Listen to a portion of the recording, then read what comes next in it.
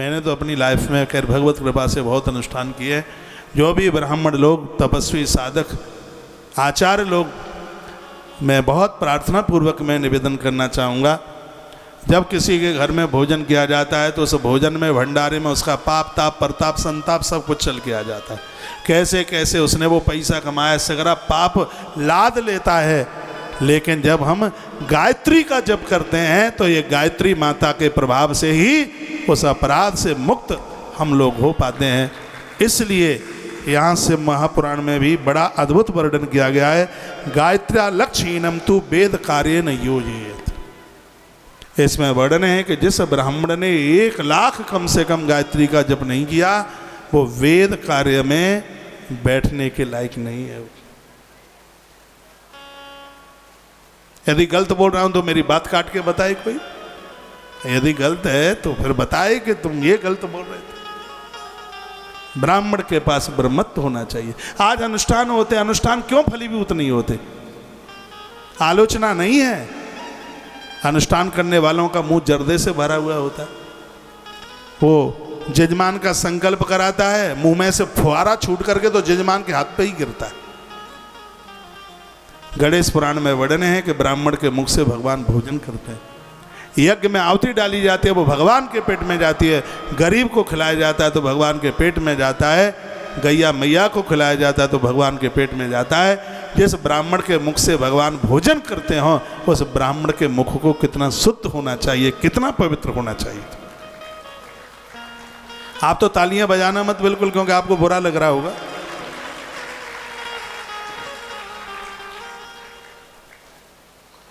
तो ब्राह्मण लोगों को जनेऊ भी धारण करना चाहिए और नित्य गायत्री का जप करना चाहिए। गायत्री का जप तो उसकी संध्या में आता है। सूर्य भगवान को अर्घ देना, महादेव का अभिषेक करना, सालराम भगवान का अर्चन करना, यज्ञ में आहुति डालना और रोजाना गायत्री मंत्र का जप करना, ये 5 काम ब्राह्मण के लिए नित्य होने चाहिए। रोज करें। दिने दिने त्वतिक्रांते नित्यमेवं क्रमा जपेत, मासादौ क्रमसोती ते सार्ध लक्ष्य जपे नहीं। एक दिन में लाखों जप नहीं कर सकता तो 1 महीने में तो 1 लाख कर सकता है। हाँ, जो अनुष्ठानिक ब्राह्मण हैं उनका 1 महीने में 1 लाख गायत्री का जप होना ही चाहिए।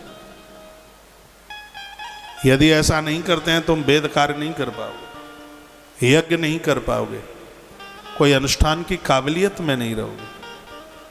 और यदि तुमने किया भी है तो तुम्हारा अनुष्ठान धुएं वाली आग में घी झोंकने की तरह। तुम्हारा अनुष्ठान तब ही लगेगा जब तुम विधिपूर्वक नित्य नियम से तुम संध्या करते हो, स्वयं में तर्पण करते हो, सूर्य भगवान को अर्घ देते हो, प्राणायाम के साथ अगन्यास करन्यास करते हो, गायत्री मां का जप करते हो, तब ही आपका किया गया अनुष्ठान जजमान को समर्पित हो। और इन कार्यों में हम लगे हैं। लोग हमें कहेंगे तुम क्या कर रहे हो? इन बच्चों को जन्म तो इनके माता पिता ने दिया है, लेकिन हम इनको पूर्ण ब्राह्मण बनाने में लगे हैं। आज ब्राह्मणों का अभाव हो रहा है। मेरा डंडा होता है पूरी रूप से। मैं फ़ोन कर करके पूछता हूँ आज अभिषेक हुआ कि नहीं, बच्चों ने संध्या की कि नहीं, क्योंकि मेरे भरोसे घर छोड़कर आश्रम आए हैं। मुझे बड़ा ध्यान रखना पड़ता है इनके ऊपर। यह मेरा दायित्व है। मेरा जन्म ब्राह्मण घर में हुआ है तो मेरे लिए 6 कर्म जरूरी है। एक तो विद्या पढ़ना, भगवान की कृपा है मैंने संस्कृत पढ़ी है। विद्या पढ़ना पहला काम है, उसका विद्या पढ़ाना दूसरा काम है। तो मैंने अपने दूसरे काम को भी गुरुकुल तैयार करके काम पूरा किया है। ब्राह्मणों के बच्चे पढ़ रहे हैं। विद्या पढ़ना, विद्या पढ़ाना 2। तीसरा काम है यज्ञ करना। तीसरा काम है यज्ञ करना। मैं 365 दिन यज्ञ करता हूं। मैंने सोच रखा है कि ब्राह्मण के घर में मैंने जन्म लिया तो क्या मैं अपने ब्राह्मण कर्म को पूरा कर रहा हूं कि नहीं। व्यासपीठ पर बैठा हूं, धोखे से भी मेरा एक भी दिन नहीं छूटता जिस दिन मैं यज्ञ न करता हूं। यज्ञ के बिना तो मेरा दिन ही बिल्कुल बेकार। उस दिन मैं इधर आया, कुछ खाया पिया नहीं मैंने, सीधे आके कथा में बैठ गया, यहाँ तक दूध भी नहीं पिया। क्यों? यज्ञ नहीं कर पाया था इसलिए। सुबह 5:15 बजे वहाँ पर अभिषेक पूरा किया। उसके बाद मैंने दिल्ली से फ्लाइट पकड़ी, बड़े भजता भजता भजता भजता गाड़ी खींची भाई परीक्षित गोयल ने। पहुँचा वहाँ जा कर के वो फ्लाइट, फिर वहाँ पहुँचना हुआ। इधर 12 बजे का टाइम दे रखा था कथा का। गाड़ी में दूध इंदौर से मुझे मिल गया तो भी नहीं ले पाए, क्योंकि यज्ञ नहीं हुआ था, यज्ञ नहीं हुआ इसलिए। तो ब्राह्मण का तीसरा काम है यज्ञ करना, और मेरे ऊपर भगवान की कृपा है कि इसको मैं पूरा कर रहा हूँ। 365 दिन हवन करता हूँ, यज्ञ करता हूँ। चौथा काम है यज्ञ कराना, तो इसको भी पूरा कर रहा हूँ। आप भक्तों के साल में कितने यज्ञ कराता रहता हूँ, आपको रजिस्ट्रेशन दे दे करके। यजन होता है, यज्ञ होता है, तो भगवत कृपा से ये चौथा भी काम पूरा हो रहा है। विद्या पढ़ना, विद्या पढ़ाना, यज्ञ करना और यज्ञ कराना। और पांचवा काम है दान लेना। आपसे दान ले भी रहा हूँ, और जो आपसे ले रहा हूँ सत्य यही है, उसको अपने ऊपर खर्च ना करते हुए उसको पारमार्थिक कार्यों में, ब्राह्मण का काम है दान लेना और दान देना, उसको धार्मिक पारमार्थिक कार्यों में उसको खर्च करे, उसको अपने ऊपर खर्च नहीं। तो ये ब्राह्मण का काम है ये। तो उसमें विद्या पढ़ना और पढ़ाना, ये दोनों बहुत ज़्यादा जरूरी है। यज्ञ करना और कराना ये बहुत ज़्यादा जरूरी है। तो यहाँ ये जितने ये बच्चे हैं गुरुकुल के, ये डेली गायत्री जपते हैं, प्राणायाम करते हैं, गन्यास करन्यास करते हैं। बहुत बड़ी बात है, रुद्राष्टाध्यायी से बच्चे रोज रुद्राभिषेक करते हैं, नित्य करते हैं।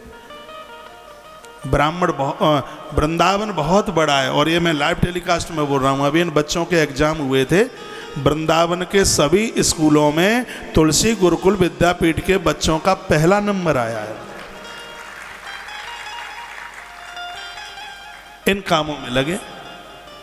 ये तो किसी के घर में जाके 2 पूड़ी खा लेंगे, पुरखे नाचेंगे स्वर्ग में, पितृलोक में खुशी मनाएंगे।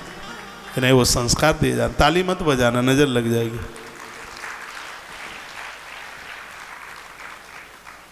इस श्लोक को मैं जीवन भर भूल नहीं पाऊंगा। कौन सा श्लोक है? जो अभी मैंने आपके सामने बोला, गायत्र्या लक्ष्यहीनम तु वेद कार्येन योजेत। जिस ब्राह्मण के पास 1 लाख गायत्री का जप नहीं है, वो वेद कार्य में बैठने के लायक नहीं। उसको वेद कार्य से पुराण ने दूर रखा उसको। ये बात कही गई। दिने दिने त्वत्क्रांते नित्यम एवं क्रमा जपेत मां साधु क्रम सोती ते साध लक्ष्य जपे नहीं। 1 लाख जप एक दिन में नहीं हो सकता, तो उसको 1 महीने में पूरा कर दीजिए। 1 महीने में पूरा नहीं हो सकता तो उसको 3 महीने में पूरा कर दीजिए। वर्ड ने 3 महीने में भी पूरा नहीं हो सकता तो 1.25 लाख गायत्री का जप 1 वर्ष में पूरा कर दीजिए उसको।